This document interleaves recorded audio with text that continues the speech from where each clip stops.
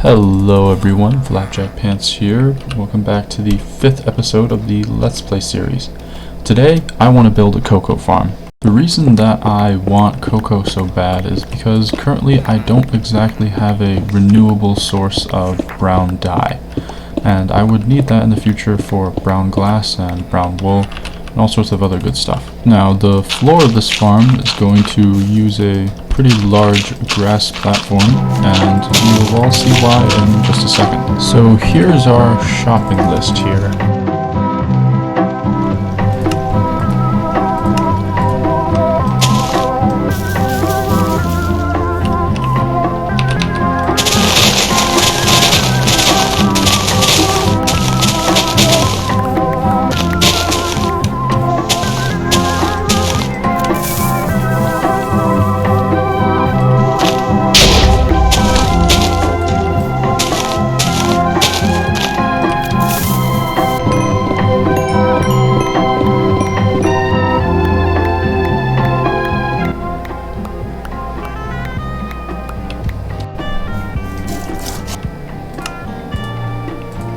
Alright, let's get to building. So, I want to have a floor area right here that will be like a bakery area to sell cookies, pies, and cakes, and also cocoa beans. But in order to do that, I need to have a villager here that won't be able to escape by jumping over the wall here. Then for the rest of the floor, I'm just going to tile together some wood like this. I want to have a carpet here, and a cool design that I like to use kind of mixes in jack-o'-lanterns here for some floor lighting, and then you can put on regular carpets, and then you can have a kind of 3D effect. So then it looks something like this. Alright, so I've set up the bakery area here, and I just want to make sure that villagers will actually stay here. So I'll go get one over here. This is how I usually transport villagers.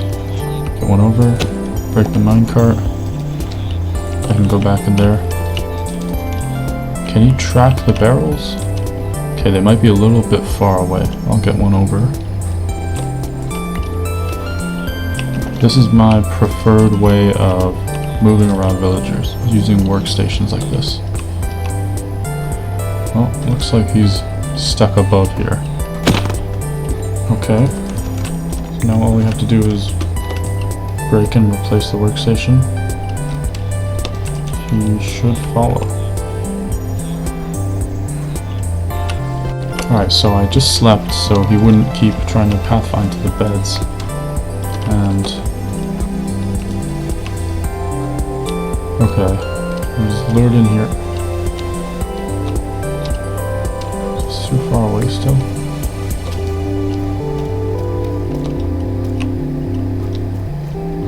He's hesitating.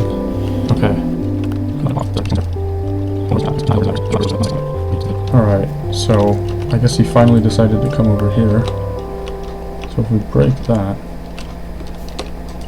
he should go over here, and then okay, then all he has to do is come in here. Now he's stuck. Perfect.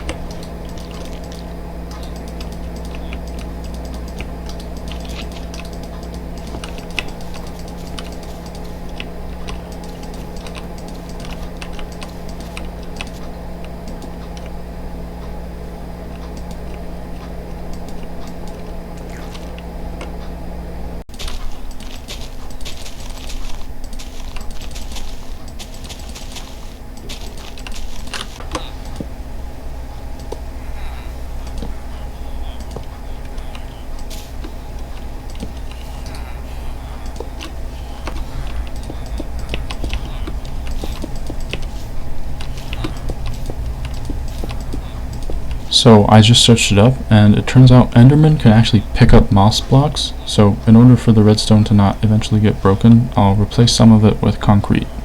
Alright, so that's the redstone of this all done. So as you can see, this pushes the jungle wood up and down like this. So if we have some beans like this, so we just run around here and plant them like so. And I'm not going to wait for them to ripen, but just as an example, boom, they all pop off. And that's how we'll be using this. Alright, so let's continue with the exterior of the building.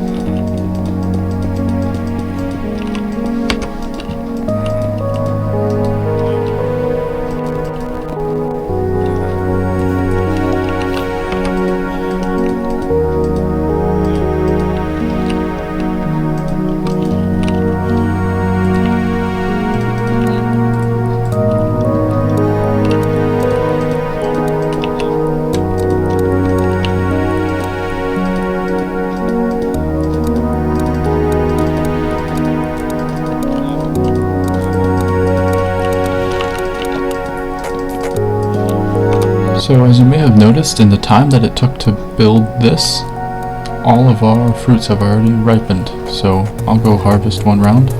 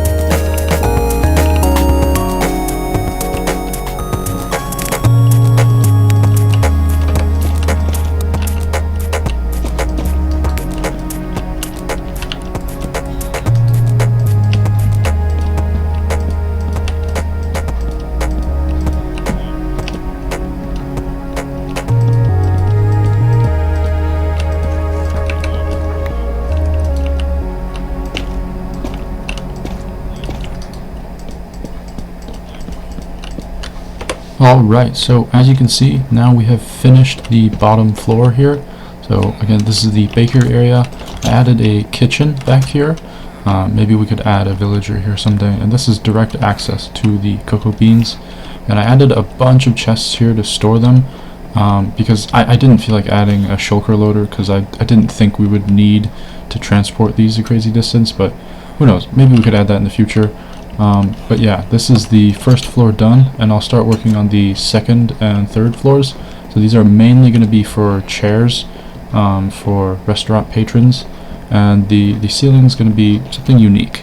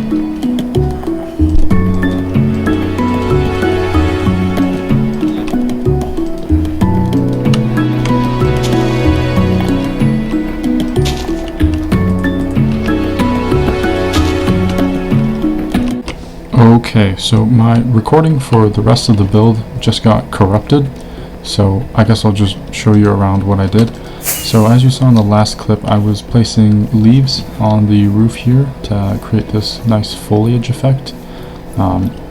Just like in the Combrutor, I think this is really cool, and I'll definitely use leaves more in the future. I never really did that in the past, but this is definitely something I'll try to master.